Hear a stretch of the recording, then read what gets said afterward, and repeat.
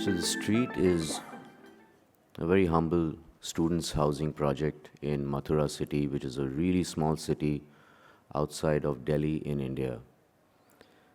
The campus is 100 acres plus, and we were only given this tiny little red-shaped trapezoidal spot in the middle of the university. And what you see above and below are the existing student housing projects that have been completed within this university. This is one of those universities, one of those projects in India that the owner just goes ahead and does without taking cognizance of good architectural design or anything. In fact, when we got the opportunity to meet him, his brief was over in 5 minutes. He said, I want an 800-room hostel. I have students who are going to come in within 6 months, and in 1 week I need drawings to start work. If he can do it, do it. And we requested him for 2 weeks and thankfully got it. So what he was expecting, of course, because he thinks that architects don't need to do anything, he showed us the hostels that had been done before and said, you just repeat the same kind of room sizes. Our room sizes are very economical, and we cannot afford to build any more than that. And if you look at what one could have done, this is what was being expected of us. And you know, in this place, you have a 12-acre playground in the front, and this is the focal point of this entire 100-acre university. Every student is playing cricket, football, or other games every evening in this playground. And we had to capitalize on this playground. And no matter whatever configuration you do, there is no way that each hostel room could actually overlook this playground, which would have been a pity. But that's the way all the other student hostels already built are. When we went back to Mathura city, there's this beautiful network of roads, which is there actually in every organic city. The road doesn't go all the way through. It goes till a point, it opens up into a small plaza space. Not that it was designed that way, but it just happened that way. There's a cafe, there are people meeting there, and then the road turns. And this is the character that we imbibed within the layout, creating linear blocks running along the side and creating open spaces which finally open up towards the main playground. But what this does is it creates rooms that are east and west facing. Mathura has 35 degrees Celsius for 8 months of the year, which means that either the rooms would have been more hot in the morning or too hot in the evening. So we looked at possible configurations of how one could incline rooms, but then there was a really strict economy, and there was no way we could do any amount of extra circulation space or balcony space, which would be necessary in this case. So we came back to the compact arrangement and created bay windows that actually allow each room to look towards the north. At the same time, they reduce heat gain, and at the same time, they create privacy between hostels on either side. And then, just like the streets, the whole layout is like the streets of Mathura city, the organic streets, but within the building itself, these streets turn, there are small breakout spaces, and then they turn again, based upon the site. And if you look at the sun path diagram, through almost the whole year, the sun is in the southern hemisphere. And this kind of layout creates these interesting shadows in the morning on the east side and in the evening on the west side, allowing students to walk through the shadowed spaces to their hostel rooms, because this is, of course, car-free and only bicycles are allowed. And then there are these large breakout spaces, just like the old streets, which create these focal points, which house the games room, the gymnasium, and common facilities. So that's the overall layout with all the hostel rooms, all 800 of them, overlooking these linear garden spaces, and then beyond towards the main playground, which is 12 acres. And these windows, by virtue of their orientation, reduce the heat gain into the building completely, and at the same time give complete privacy from one hostel room to the other. The soffits of these are colored, and that's the only limited color that we've used in the building, which helps identify, because there are 800 rooms, so you know that, okay, I'm in the red one, I'm in the yellow one, or I'm in the blue one. It's a longitudinal section through the site, showing the large punctuation by the focal spaces. And at every point, when you take a section, actually we needed to make almost 80 sections in this entire project because the building plan keeps changing. The top photograph shows how from the playground you look back towards the students' housing with the main focal point of the gymnasium and the cafeteria and the hostel rooms on either side. And then at each point, when you're walking through this, there's a complete change in terms of proportion of open space to enclosed space, of spaces between buildings. And then you have these large steps that take you up to the first floor, to the gymnasium, which, as intended, is being used by students in a number of ways, and it's their favorite space within the entire hostel complex. So at each point, there's something very different that happens, and your perspective of open space and enclosed space is constantly changing. We had a very, very tight budget to work this in, and the project has been completed in 18 euros per square foot, or 180 euros per square meter. It is just a little bit of color that is used to accentuate spaces, along with the way the daylight is filtered in. So some of these places are really narrow, but even in those narrow spaces which echo the streets of Mathura, you don't see from one room to the next. And these are photographs taken in the middle of the afternoon. So because of the way the sun moves, there is always garden space that is sheltered and places that people can sit out in.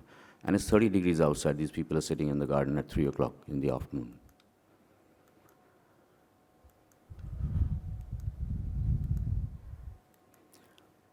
And this is right from the rear. So this gives you an idea of how you see this whole linear landscape space weaving its way through the hostel buildings and finally opening up towards the playground in the north.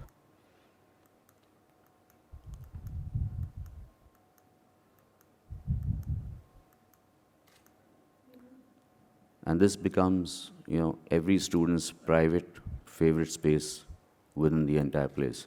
And they leave their study tables and they actually sit here and study, or they just sit here and gaze out of the window when they're open. One very interesting aspect of this is that this building had to be done within 6 months, as I said earlier. So everything was ordered in advance. Air conditioning units were ordered in advance. Piping was done. And as in the case with a lot of Indian manufacturers, they did not supply the AC units on time. The hostels opened in the month of June with 35 degrees Celsius outside. The faculty was expecting a huge amount of flack from the students, and surprisingly, nobody complained. And when they went and asked, they were told that our rooms are cool, we don't need ACs. So the AC units were cancelled, which just goes to show that just the correct amount of orientation and taking cognizance of the sun direction can create something that is so energy efficient that in 35 degrees, you don't need to air condition rooms. And all the rooms are cross-ventilated through the corridors, either way. So it's a very humble project. It's ground plus 3 buildings, because we were not allowed to build higher than that. Built in 6 months at 18 euros a square foot.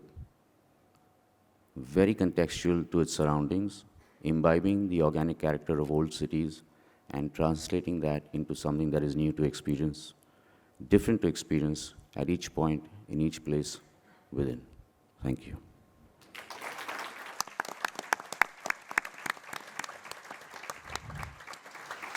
Thank you very much. And now all the other students want to live in it as well, probably. Yes, or when we went be back. a problem?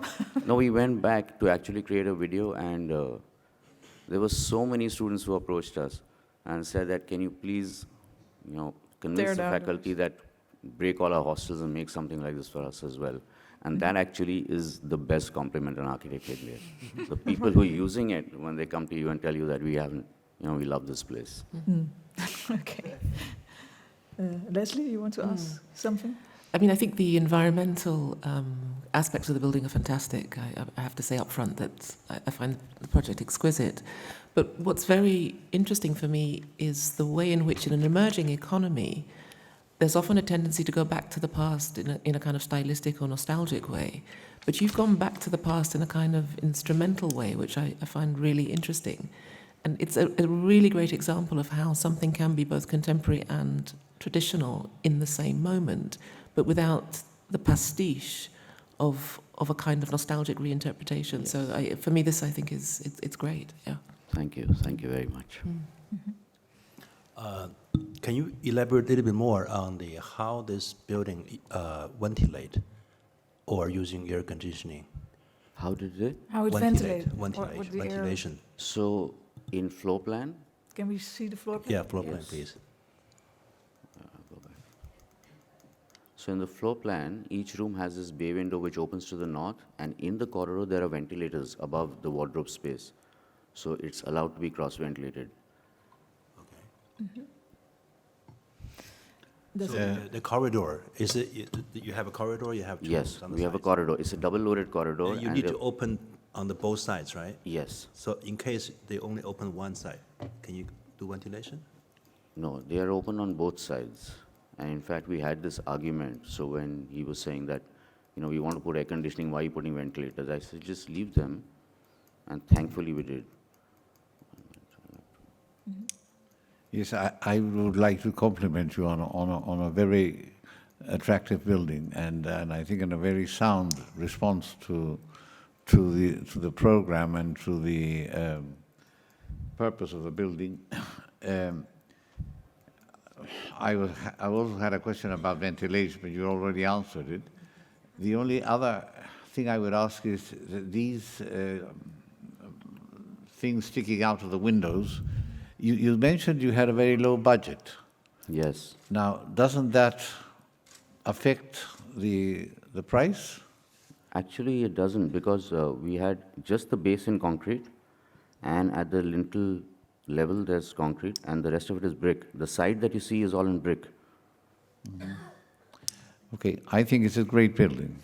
Thank you very much. So if you can you see this? So there are Yeah, ventilators. so above the doors, you said there is There's a ventilator, so ventilation. it allows Open. cross-ventilation. And then the And- windows have to be open as well? All the time? The windows have to be open. And what the layout also does is it facilitates a little bit of a wind tunnel, which helps in the cross-ventilation. I would Because like of the- to add that I find it exceptional. Indian modern architecture has always had either two things: the influence of Le Corbusier in his, it always turns up somehow, and the influence of its vernacular detailing. I think this building looks totally Indian without having, how should I say, subsided to any of those two categories. Thank you so much. That's really nice. Thank you. Yes. I don't know a lot, of course, about you said it had to be very cheaply built. Yes. In the Netherlands, we would associate students also with noise. And so how is this? There are very well-behaved students inside? Or it's quite open, of course, and then there's 800 students inside. How The how does that students are work? well behaved, and actually they have a huge amount of control and security and all of that. Yeah, yeah. And we were, I don't know if you noticed, but there are these thin metal grills that we were made to put outside the windows later on, because they found that when they do these random checks, just against drug abuse and things, so students were jumping out of the window. Oh dear. And we told them it's not a good idea, but they said no, then the student runs away. Okay, so there are all So kinds there of are- other there are- aspects are around student problems. housing in India that ask for solutions still. Yes. So, but of course, also this low budget of the project is a very important and time, very important parameter. Do you think it changed the way the university is thinking about this topic now? Because obviously, 1 week of design and Yes, 6 months and of building time is not really. As some universities also use their campuses, of course, to attract students, or So- is there a no, they're not. relationship to? So they're not doing it that way, but thankfully he at least understood that architecture makes a difference. And in the future, because they've already expanded and bought more land, they're going to come back and do something better. So they give you 2 weeks next time? Or? No, we told them that at least give us 2 some months. additional time. Can I just just ask one last question about the procurement of these kinds of projects? From your early explanation, it seemed as if the developer who's developing the hostels is not the university. No, no, it is the university. It's not university, the developer. okay. There is no developer. Okay. It's Right, the university owner. itself. Okay. Mhm. All right, thank you. Okay, and it's a public project. Yes, therefore, it's a yes. public project. Okay, well, thank you very much. Thank you. Thank you.